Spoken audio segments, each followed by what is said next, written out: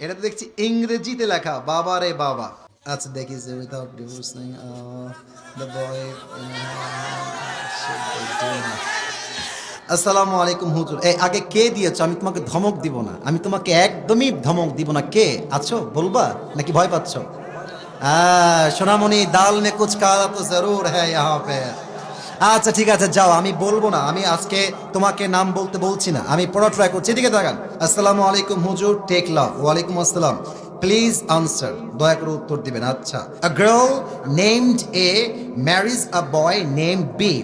একজন এ নামের ছেলে বি নামের মেয়েকে বিয়ে করেছে পারমিশন ছাড়া, উইথাউট হার প্যারেন্টস পারমিশন, কোনো অনুমতি ছাড়াই বিয়ে করেছে। After some days the girl named A marriage another boy. অর্থাৎ যেই মেয়েকে সেই প্রথম যুবক বিয়ে করেছিল, ওই মেয়েটা আরেক যুবককে বিয়ে করে ফেলেছে। এখন সে বলতেছে without divorcing the boy name B, অর্থাৎ আগে যে যুবকের সঙ্গে বিয়ে হয়েছিল তাকে ডিভোর্স দেওয়া ছাড়াই এই মেয়েটা আরেক জায়গায় বিয়ে করেছে। What should they do now? এখন তার প্রশ্ন হচ্ছে হুজুর তারা কি করবে? প্রথম কথাই আমি বলতে চাই, মেয়েটার বিয়েটা হয় নাই। এর কারণ কি? যদি কোনো মেয়ে সেকেন্ড কোনো বিয়ে করতে চায় তার স্বামীকে রেখে, তার স্বামীকে তাকে তালাক দিতে হবে। তালাক দিলেই হবে না, 3টা পিরিয়ড পার করতে হবে। 3টা পিরিয়ড যখন পার হবে তখন স্বামী এবং স্ত্রীর মাঝে রিলেশনশিপটা ফুললি ব্রেকআপ হবে। তখন মেয়েটা চাইলে অন্য কোনো জায়গায় বিয়ে বসতে পারে। এখন সে যে প্রশ্ন করেছে, এই প্রশ্ন হচ্ছে এমন হুজুর, সে ওই প্রথম ছেলেকে ডিভোর্স না দিয়ে আবার আরেক জায়গায় বিয়ে করেছে।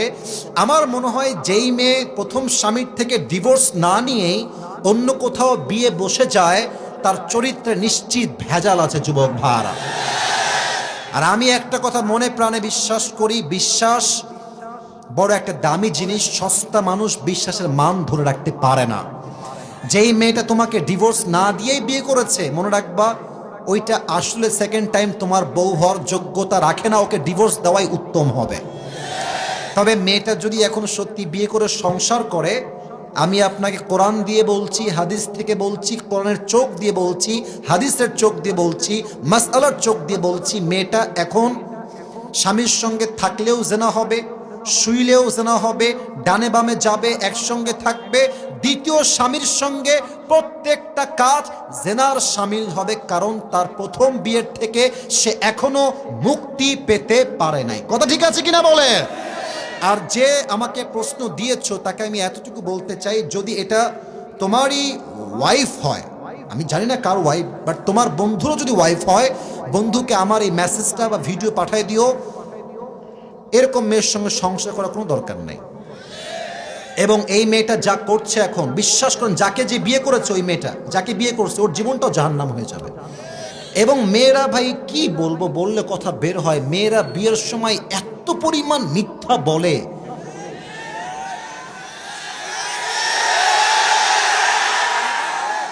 চার ঘাটে পানি খেয়ে আসছে বলে আমি তো জীবনে কারোর দিকে চোখ তুলেও তাকাইনি, আমাকে কেউ দেখে। এই মিথ্যা কথা বলে যুবকটাকে বিয়ে করে, আর যুবক পরে গিয়ে জানতে পারে যে এইটা সবচেয়ে নষ্টা ক্যাটাগরির মেয়ে। যুবক ভাই, আমার প্রিয় বোনেরা, আপনার বিয়ের পূর্বে সত্য বলবেন, যা বলবেন বাস্তব বলবেন। আপনি আজকে আটা মেখে বিয়ে করবেন, আপনাকে তো বাসতে পারে মুখ ধোয়া লাগবে। যুবক ভাইরা, কথা ঠিক আছে না? তো আমরা বলি আগের বেজার ভালো, পরের বেজার ভালো না। যা আছে বলে দেন, বাস্তবতাকে হাইলাইট করেন। যে ভালোবাসবে সে সবকিছু মেনে আপনাকে ভালোবাসতে চাইবে, ঠিক কিনা? আল্লাহ যেই মেয়েটা এত বড় বেঈমানি বাটপারি করেছে, আল্লাহকে হেদায়েত দান করুক। পড়েন সবাই আমিন। আর আমার মনে হয় যে এর পেছনে বাপ মায়ের হাত আছে, মেয়ের বাপ মায়ের হাত। মেয়ের বাপ মা বলে, এই তুই চলে আয়, তোর যা লাগবে আমরা তোকে দেব। বাট মাথায় রাখবেন, মেয়ের একবার ডিভোর্স হয়ে গেলে মেয়ের গায়ে কলঙ্কের দাগ লেগে যায়। যুবক ভাইরা, নেক্সট টাইম সহজে বিয়ে হতে চায় না। তো যেই মেয়েটাই কাজ করেছে, ওকেও আল্লাহ হেদায়েত দান করুক। আর যেই যুবককে ওই যে প্রথম পুরুষ যাকে সে বিয়ে করেছিল, আল্লাহ তাকেও সহি সমাজ দান করুক, সবর দান করুক। আমরা সকলেই পড়ছি আমিন।